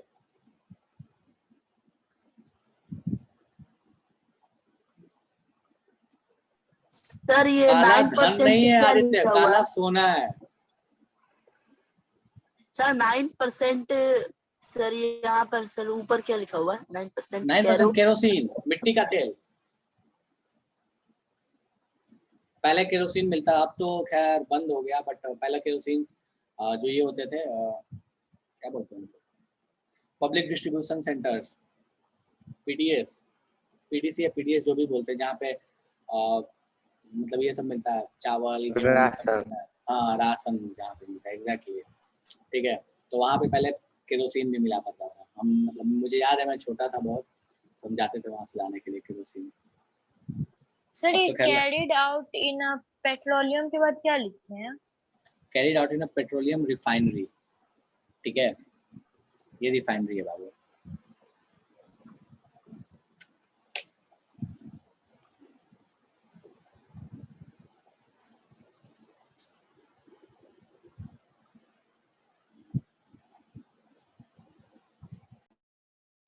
हो गया सर। सर ये 7% के बाद क्या है? 7% फ्यूल ऑयल है, 8% नेफ्था है। बोलो fuel oil, this is fuel oil 7%, done ठीक सर। है। हाँ, सो ये आपके पास कहानी हो गई पेट्रोलियम की, कि भैया पेट्रोलियम बनता कैसे है, ठीक है, और उसके मेन कंपोनेंट्स क्या क्या हैं। सर अब देखो ऊपर अपन वाला सर एक बार फिर से रिपीट कर कितने दीजिए कितने सर, परसेंट, क्लास बैक बोलो हो गए थे। क्या ऊपर वाला, चलो ठीक है, मैं दोबारा पूछ लेना मेरे से, मैं लास्ट में अपन बात कर लेंगे, ठीक है। अब नेक्स्ट आते हैं कि भैया इस पेट्रोलियम से जो मेन कंस्टिट्यूएंट्स निकलते हैं, ठीक है बाबू बताता हूँ, रुक जाओ सर 2 सेकंड के लिए लास्ट वाला खोल सर, बस 2 सेकंड। 2 सेकंड के लिए। करो जल्दी। सर ये 7% फ्यूल ऑयल लिखे हैं। फ्यूल ऑयल, हाँ फ्यूल ऑयल, हाँ। अब नेक्स्ट आता है कि भैया पेट्रोलियम के जो कंस्टिट्यूएंट्स हैं, जिन जिन चीजों, जब हम उसको फ्रैक्शनल डिस्टिलेशन करते हैं तो जो चीजें मिलती हैं वो क्या क्या चीजें मिलती हैं और उनके यूजेस क्या क्या हैं, ठीक है। सो देखो एलपीजी मिलता है, हमको पता है कहाँ यूज होता है, तो घरों में यूज होता है और इंडस्ट्री में यूज होता है। घर में जो गैस सिलेंडर आता है दैट इज एलपीजी। कौन सी गैस होती है एलपीजी, तो मेनली ये होता है ब्यूटेन गैस। एलपीजी जो होता है ये कौन सा गैस होता है, ब्यूटेन गैस होता है, BUTANE, ठीक है। फॉर्मूला भी इसका लिख दे रहा हूं मैं, ब्यूटेन का क्या होता है, दैट इज, मैं यहाँ ऊपर में लिख दे रहा हूँ, ठीक है, आप उसके बगल में लिख लेना, ब्यूटेन, और इसका फॉर्मूला होता है बाबू C4H10, ठीक है। चलो सो एलपीजी डायग्राम भी बनाएंगे। हाँ ये बनाना है, ये आपको प्रॉपर बनाना है, ठीक है। तो सबसे पहला चीज है कि एलपीजी मिलता है, यूज कहाँ होता है, घरों में और इंडस्ट्री में। पेट्रोल मिलता है, पेट्रोल कहाँ होता है भैया यूज, गाड़ी में, कार्स में, सर अभी बाइक्स में। स्क्रीनशॉट लेके बाद में सर इसको पूरे अच्छे तरीके से रुक जा अभी रुक जा। तो पेट्रोल कहाँ यूज होता है, कार्स में, बाइक्स में। एविएशन का मतलब होता है भैया एरोप्लेन में, ठीक है। सो एरोप्लेन में भी पेट्रोल का यूज करते हैं, लेकिन वो थोड़ा अपग्रेडेड पेट्रोल होता है, वो थोड़ा अच्छे क्वालिटी का पेट्रोल होता है। थोड़ी देर पहले बताया था, दैट इज गैसोलीन, उसका यूज किया जाता है, ठीक है। उसके अलावा ड्राई क्लीनिंग में भी इसका इस्तेमाल किया जाता है। नेक्स्ट है केरोसिन। कहाँ यूज होता है भैया? अब तो आप नहीं जानते होगे, बस पहले किसी जमाने में स्टोव्स जलाने के लिए, पहले स्टोव जलाया करता था, ऐसे ऐसे ऐसे ऐसे पंप देके स्टोव्स जलाया करते थे, ठीक है। सर हम जब लालटेन। नहीं, स्टोव्स अलग चीज होता है, आप लोगों को नहीं पता होगा, हम जब छोटे थे तो हमने यूज किया है, ठीक है। सर जो बगल तो में एक स्टोव, सिलेंडर जैसा रहता है, उसमें एक रहता है, हाँ उसको हाथ से खींच के उसको बार बार उसको दबाने पे गैस बिल्कुल तेज होता रहता है। बिल्कुल उत्कर्ष, बिल्कुल बिल्कुल यस एग्जैक्टली, सर, देखे हैं सर। उसी को बोलते हैं स्टोव, ठीक है। तो स्टोव जलाने के, हालांकि अभी जो यूज करते हैं, जो अपन चूल्हा यूज करते हैं, उसको बोलते हैं गैस स्टोव, और उसको बोलते थे केरोसिन स्टोव्स, बट स्टोव्स नाम से वो फेमस है, ठीक है। सो लैंप्स जलते हैं इससे, दैट इज केरोसिन के जो लैंप्स आते हैं वो, ठीक है। और जेट एयरक्राफ्ट में भी इसका यूज थोड़ा बहुत किया जाता है, ठीक है, लेकिन बहुत ही कम किया जाता है। नेक्स्ट है डीजल। डीजल कहाँ यूज होता है भैया? सो हेवी मोटर व्हीकल्स में, ट्रक्स जो होते हैं वो डीजल पे चलते हैं। पहले जो ट्रेन्स होती थी, अभी भी ट्रेन्स हैं कुछ जो डीजल पे चलती है, बट अब दोनों तरह की ट्रेन्स हैं, जो डीजल पे भी चलती हैं, इलेक्ट्रिसिटी पे भी चलती हैं। पहले लगभग सारी ट्रेन डीजल पे चलती थी, और बहुत पहले वो कोयले पे चला करती थी, ठीक है। सो भैया उसके अलावा इलेक्ट्रिक जनरेटर, जो जनरेटर का इस्तेमाल करते हैं, जो घरों में बिजली कट जाती है तो बहुत लोग जनरेटर का यूज करते हैं, उसमें भी डीजल का इस्तेमाल किया जाता है।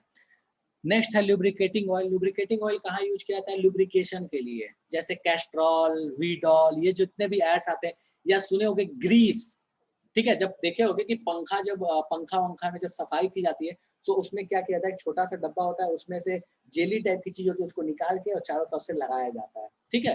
तो जो ग्रीस होता है, ग्रीस बोलते हैं उसको, हालांकि वो कंपनी के नाम पे वो चीज फेमस हो गई, ठीक है। So that is a lubricating cream, वो ऑयल नहीं है, that is a lubricating cream, but हाँ वो इसी कैटेगरी में आ जाता है, दैट इज लुब्रिकेटिंग ऑयल, बनता बिल्कुल इसी प्रोसेस से है। नेक्स्ट है पैराफिन वैक्स। पैराफिन वैक्स कहाँ यूज होता है? तो ऑइंटमेंट्स बनाने के लिए यूज होता है, जैसे सर दर्द वगैरह करता है तो अपन लगाते हैं ना, जो मतलब क्रीम लगाते हैं, झंडू बाम और ये सारी जो चीजें होती हैं, कैसे है? ठीक है, बता रहा हूँ, जाओ। सो ऑइंटमेंट्स बनाने के लिए, कैंडल्स बनाने के लिए, वैसलीन बनाने के लिए इनका इस्तेमाल किया जाता है, दैट इज पैराफिन वैक्स का, ठीक है। नेक्स्ट लास्ट है, दैट इज बिटुमेन। ये बिटुमेन है जिसको हम एज अ अलकतरा यूज करते हैं, ये बिटुमेन है, ठीक है। जिसको रोड पे, जो ब्लैक कलर का जो थिक लिक्विड होता है, जिसका यूज किया जाता है रोड को बनाने के लिए, रोड को गिट्टी को मिक्स करके और उसको लेयर देने के लिए, दैट इज बिटुमेन, ठीक है। तो ये एक छोटा सा डिफरेंस है बिटुमेन और, डिफरेंस है बिटुमेन और कोल टार में। बिटुमेन एक्चुअल में जो होता है वो होता है अपने पास अलकतरा, और जो कोल टार होता है वो अलग चीज होती है थोड़ी, इससे दिखने में दोनों थोड़े बहुत एक जैसे लगते हैं। सो ये आपके पास कहानी हो गई इन सब की, कि ये सारी चीजें आपको मिलती हैं और इनके यूजेस क्या क्या हैं। फटाफट छापो, जिसको किसी चीज में समस्या हो एक एक करके हैंड रेज करो और पूछो, एक एक करके हैंड रेज करो और पूछो। नहीं अभी नहीं बताऊंगा, हैंड रेज करो, पूछो तब बताऊंगा, हैंड रेज करो। ओके, बहुत यार किसने मैसेज किया, बहुत सारे। ग्रीस का यूज किया जाता है, ये केरोसिन यूज होता है उसमें।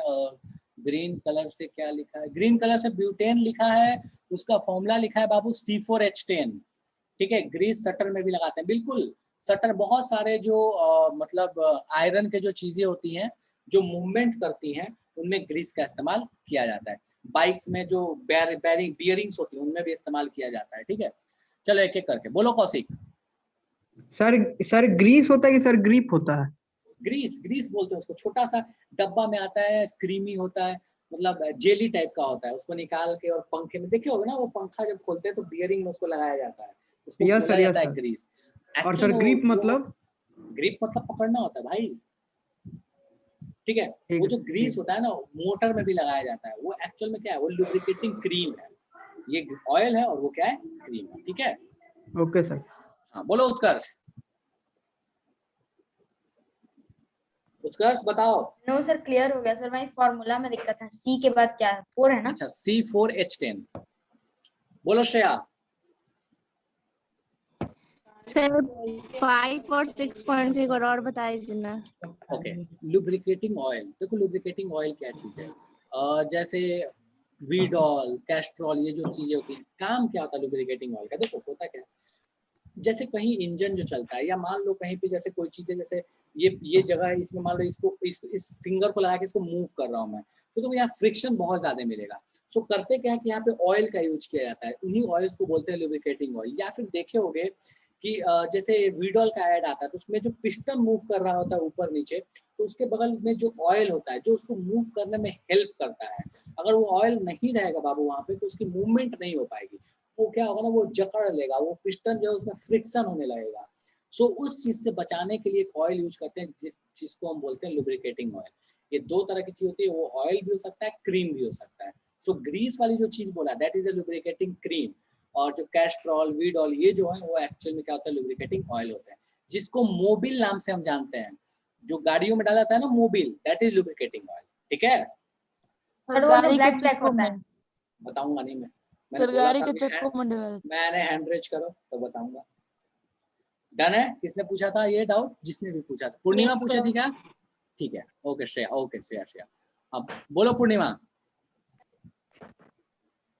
और ब्लैक नहीं होता, वो पहले थोड़ा ग्रे होता है, वो जलने के बाद जब खराब हो जाता है तो पूरे तरीके से ब्लैक हो जाता है। बोलो पूर्णिमा। सर पेट्रोल और डीजल का प्राइस हमेशा चेंज होता रहता है सर, तो वो भी तो पेट्रोलियम का एक पार्ट है सर, तो उसका इम्पैक्ट दूसरे प्रोडक्ट के प्राइस पे नहीं पड़ता है? ये बहुत अच्छा क्वेश्चन है। बेटा ऐसा नहीं है कि इसका इम्पैक्ट दूसरे पेट्रोल के जो प्रोडक्ट्स है उस पर नहीं पड़ता है, लेकिन देखो मैं समझाता हूँ फर्क क्या है। पेट्रोल और डीजल ये दो ऐसे प्रोडक्ट हैं जिसमें जो कंपनी इनको सेल करती है, जैसे Indian oil, Bharat petroleum, HP, ठीक है, हिंदुस्तान पेट्रोलियम, जो इनको सेल करती है, उन कंपनीज को जो प्रॉफिट होता है वो बहुत छोटा होता है, बहुत बहुत कम प्रॉफिट होता है पेट्रोल और डीजल में। ध्यान से सुनना, और किसी चीज की नहीं बात कर रहा हूँ मैं, पेट्रोल डीजल जो आपको पेट्रोल स्टेशन पे मिलते हैं। अब वो छोटा सा जो प्रॉफिट है, अब तुम सोच के देखो कि अगर मान लो कि पेट्रोल का प्राइस फॉर अ टाइमिंग की 97 रुपीज है, तो उनका जो प्रॉफिट है, उनको जो मतलब परचेजिंग प्राइस, उनका जो कॉस्ट प्राइस है वो मान लो 96 रुपीज पड़ता है। अगर मान लो कि किसी भी इंटरनेशनल मार्केट में थोड़ा सा प्राइस बढ़ गया और 96 से 96.5 मान लो पेट्रोल का प्राइस हो गया, सो क्या कोई भी जो या फिर 96 के बजाय वो सीधे 97 ही हो गया, तो क्या कोई बाबू 97 में बेचना चाहेगा? फिर पेट्रोल 97 तो उसका कॉस्ट प्राइस है, 97 बेचेगा तो उसको प्रॉफिट क्या हो? ठीक है, तो इस वजह से चूंकि वहाँ प्रॉफिट का रेंज बहुत छोटा है, इस वजह से लॉस ना हो, इसलिए उनका जो प्राइस है वो बहुत जल्दी बदल रहा होता है, बहुत जल्दी बदलता है। लेकिन जैसे जो अदर प्रोडक्ट्स हैं, जैसे लुब्रिकेटिंग ऑयल हुआ, पैराफिन वैक्स हुआ, इनमें प्रॉफिट जो होता है वो डिफरेंस बहुत बड़ा होता है, 30% है, 25% है, 40% है, इस तरह की प्रॉफिट है। जैसे कंपनी जो बना रही है उसको भी, और जो मतलब जो सेलर है, जो बेच रहा है, जो दुकानदार है, वेंडर है, उसको भी। अब मान लो कि वहां पे 1-1.5 रुपए का फर्क आ भी गया, अब 500 रुपए की चीज है उसमें 2 रुपए बढ़ भी गए, और उसमें मान लो कि ऑलरेडी प्रॉफिट जो है वो 100 रुपए का है, तो 2 रुपए बढ़े या घटे, क्या वो जल्दी 2 रुपए 1 रुपए के लिए चेंज करेंगे? नहीं करेंगे। ऐसा नहीं कि उनका प्राइस नहीं बढ़ता है, लेकिन वो अच्छा खासा टाइम इंटरवल के बाद बढ़ता है या घटता है। लेकिन पेट्रोल में चूंकि रेंज बहुत छोटा है, इसलिए वो जल्दी बढ़ता है और घटता है। डन है? पूर्णिमा बात समझ में आई क्या मेरी? सर एक बार फिर से समझा दीजिए, दिमाग में नहीं घुसा। पूर्णिमा मेरी मैं फिर से समझा दे रहा हूँ। पूर्णिमा तुमको समझ में आया? Yes sir. चलो ओके ठीक है, इसको लिख लो, सबको लिख लिए होंगे। आइए चलो मैं फिर से समझाता हूँ। देखो मान लो कि कौन बोला कि दिमाग में नहीं घुसा? सर आदित्य कुमार यादव। आदित्य कुमार यादव। मान लो आदित्य का पेट्रोल पंप है, ठीक है, और वहां पे पेट्रोल की प्राइस अभी आदित्य बेचता है 97 रुपीज का, और ये खरीद के लाता है पेट्रोल 96 रुपीज का। 1 रुपए प्रॉफिट है इसको पर लीटर मान लो, ठीक है। बिल्कुल अभी वो टैक्स वैक्स लगने के बाद की बात कर रहा हूँ, बहुत छोटा प्रॉफिट होता है। कंपनी जो बनाती है उसको भी और जो बेचते हैं उसको भी बहुत कम प्रॉफिट होता है। अब मान लो कि इंटरनेशनल मार्केट में पेट्रोल का प्राइस बढ़ गया, क्रूड ऑयल का बढ़ गया, तो क्रूड ऑयल का बढ़ेगा तो पेट्रोल का भी प्राइस ऑब्वियस है बढ़ेगा। सो मान लो कि जो आदित्य 96 का खरीद के 97 में बेचता था, मान लो कल से ऐसा हो गया कि जो आदित्य 96 का पेट्रोल खरीदता था, अब कंपनी आदित्य को 97 रुपीज में पेट्रोल देने लगी। तो आदित्य 97 रुपीज का तो नहीं बेचेगा फिर पेट्रोल, क्योंकि उसको तो कोई फायदा ही नहीं होगा। सो आदित्य की मजबूरी है कि उसको 98 रुपीज में बेचना पड़ेगा, ठीक है। तो उस वजह से उसको पेट्रोल का दाम बढ़ाना पड़ा, और इंटरनेशनल मार्केट में तुरंत बढ़ता घटता है दाम, ठीक है। लेकिन जैसे जो मान लो कि लुब्रिकेटिंग ऑयल था, लुब्रिकेटिंग ऑयल हो सकता है कि चलो आदित्य जब मान लो खरीद के लेके आया, तो उसको मान लो कि 300 रुपए का उसने खरीदा और उसको बेचेगा वो 450 रुपए में, 150 रुपए की प्रॉफिट है।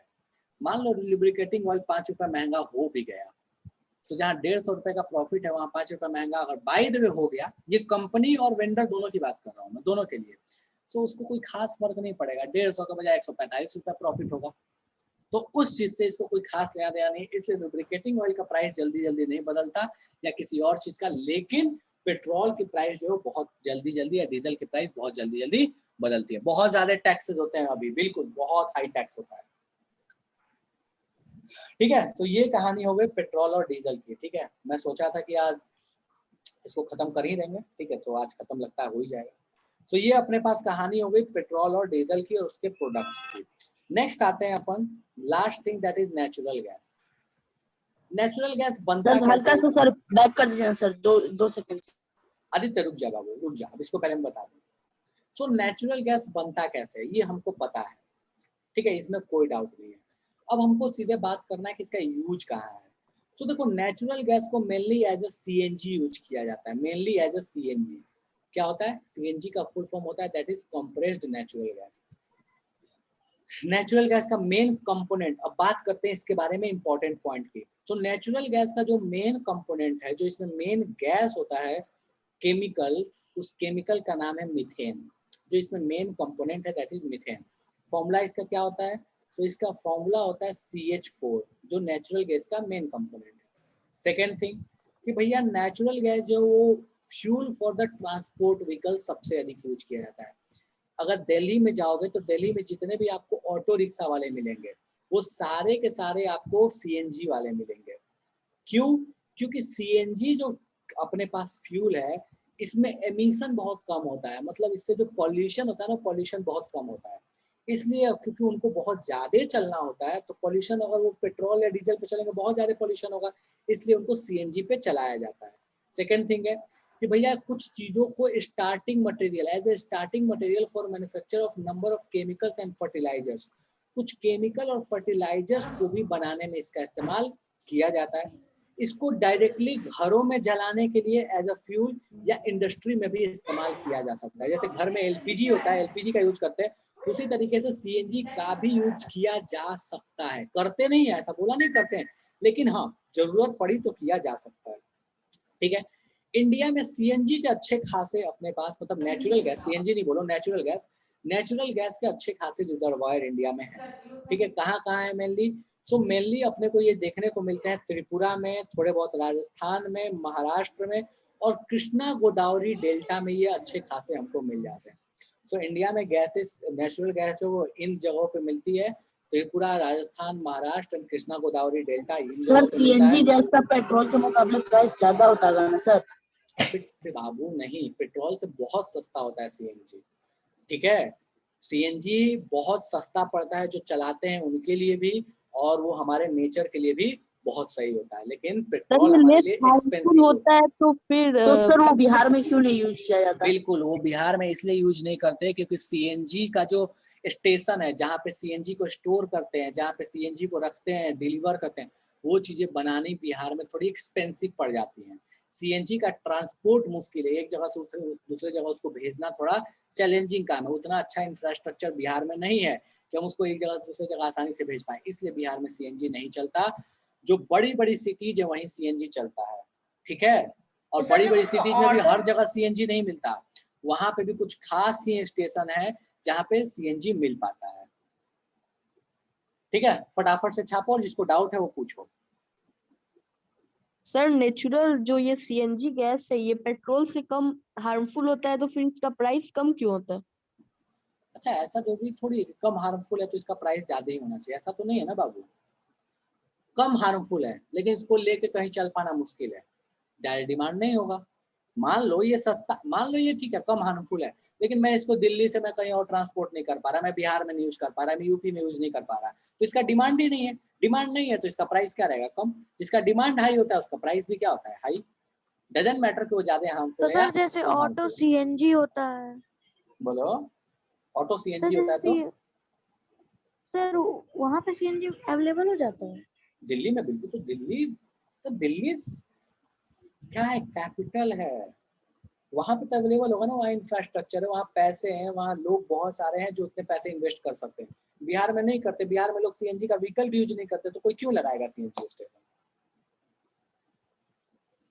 नेचुरल गैस पेट्रोल डीजल से कम पॉल्यूशन करता है, बिल्कुल रेयाम, नेचुरल गैस पेट्रोल डीजल से कम पॉल्यूशन करता है।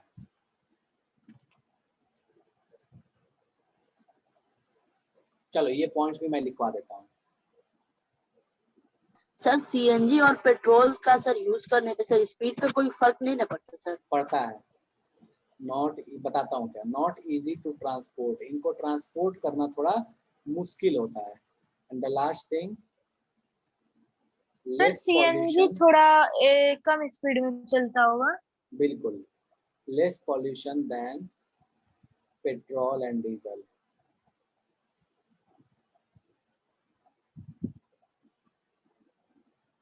ठीक है, छापो फटाफट से। सीएनजी से कौन कौन व्हीकल चल सकती है? देखो सीएनजी से बाबू कुछ कंपनी जैसे मारुति वैगनार बनाती है। सो वैगनार क्या है ना कि वैगनार में बहुत सारे ऐसे मॉडल आते हैं जिसमें ऑलरेडी सीएनजी वाला सेटअप लगा होता है, तो उसको चला सकते हो। ठीक है, बाकी मैक्सिमम जो कार्स होती है उसको भी आप सीएनजी पे चला सकते हो, लेकिन आपको उसमें अलग से सीएनजी के लिए सेटअप लगवाना पड़ता है। नॉर्मल ऐसा नहीं कि पेट्रोल टैंक में सीएनजी डाल दोगे, उसके लिए पूरा अलग सेटअप लगता है। गैस लगाया जाता है पीछे, जो बूट स्पेस होता है उसमें खोल के, और वहाँ पे सीएनजी फिर लगाई जाती है, वहाँ सीएनजी फिर डाला जाता है। सीएनजी पे जो गाड़ियाँ चलती है नॉर्मली उनकी पिकअप उतनी अच्छी नहीं होती जितने पेट्रोल वाले या डीजल वाले की होती है। ऐसे सर कह लो, पिकअप तो सर सीसी पे ना डिपेंड करता है। नहीं, बहुत सारी चीजों पे डिपेंड करता है, सिर्फ सीसी पे डिपेंड नहीं करता। सीसी भी एक फैक्टर है, ये सच है।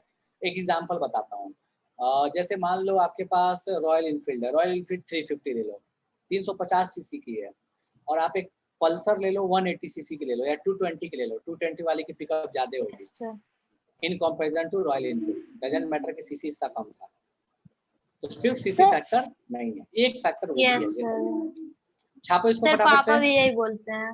येलो वाला जो लिखा है इसका सबसे फर्स्ट नंबर क्या लिखा है? Not easy to transport. ठीक है,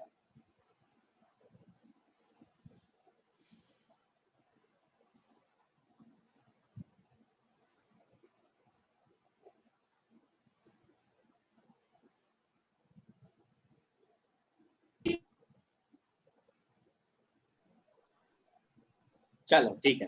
सो यहाँ तक अपन इस चैप्टर को रखते हैं। सर ठीक है, रुकिए सर लिख रहा हूँ। हाँ, एक टॉपिक और छोटा सा बचा हुआ है, उसको अपन अगली क्लास में पढ़ लेंगे, और उसके बाद स्टार्ट करेंगे मेटल्स नॉन मेटल्स। मैं अभी से बता दे रहा हूँ, नेक्स्ट क्लास में स्टार्ट होगा मेटल्स नॉन मेटल्स।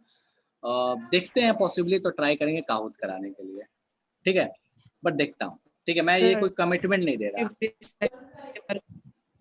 बोलो सर डिस्ट्रक्टिव डिस्टिलाइजेशन के बारे में बता।